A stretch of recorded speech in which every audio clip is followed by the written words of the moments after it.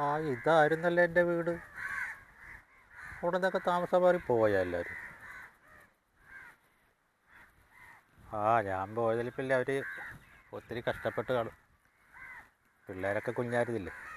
ഞാൻ കടലിൽ പോയി അങ്ങനെ കടലിൽ വെള്ളത്തിൽ വീണ് മരിച്ചു പോയാൽ തിരക്കി കാണും. ഒത്തിരി ഒത്തിരി തിരക്കി കാണും.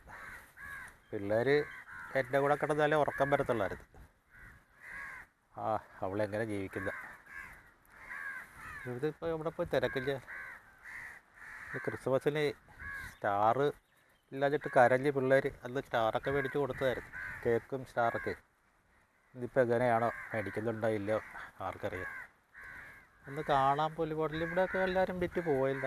കടലിൽ കയറി പോയിട്ടായിരിക്കുമോ. ഞാൻ ചത്തുപോയിട്ട് കുറേ കാലം ആയില്ല, അതുകൊണ്ടായിരിക്കും. ഇങ്ങനെയൊക്കെ ഉള്ള സമയത്തല്ലേ ഒന്ന് തിരിഞ്ഞ് കാണാൻ പറ്റത്തുള്ളൂ. പാവം കഷ്ടപ്പെട്ടായിരിക്കും ജീവിക്കുന്നത്.